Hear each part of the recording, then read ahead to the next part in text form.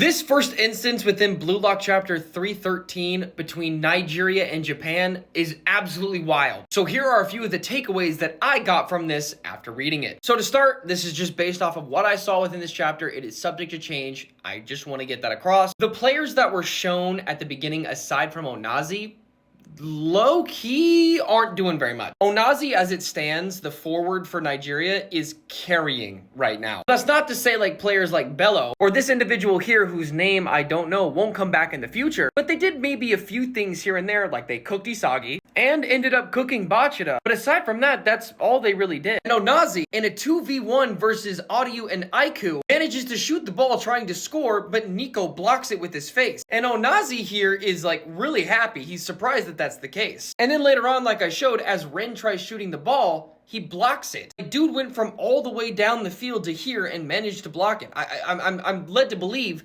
this dude is fast, like Loki. And also, this may be up to speculation, but I feel like the only way this would be able to be the case is if this dude has Metavision himself, which might be the case, but I'm not going to sit here and say that's definitely the case. There are a few hints to suggest that might be the case. He might be a talented learner, but I'm still on the fence on that. Being able to see that Ren was going to shoot and try to score, maybe I think anyone could see that, give or take, but the fact that Onazi was the one to react to it, aside from anyone else who was closer, that should say something. The coordination on defense for Blue Lock is a bit lacking. I think they really need to tighten that up. Understandably, it's Nigeria. It's their first game in a U20 setting, but that really needs to tighten up. But on offense, that's low-key a different story altogether. I guess I really shouldn't be surprised considering it's an entire team of strikers. They're all about the attacking aspect, but they were low-key dismantling the Nigerian defense. The matchup that I thought was going to be crazy between Ren and this guy ended up being a one-sided fight with Ren using Predator Eye to shoot the ball, and this guy was completely unable to actually understand that that was the case. That or he just couldn't register it at first. But their offense so far is cooking. Like, it is. And you know I had to save the best for last. Isagi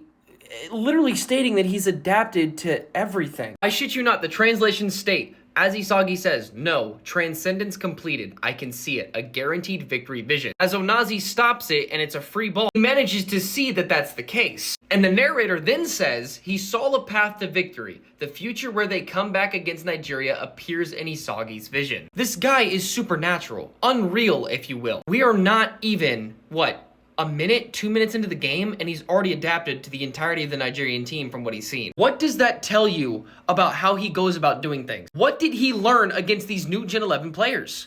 What did he learn? It's terrifying. More than anything, this is terrifying. But overall, this was a great chapter. I absolutely loved this chapter.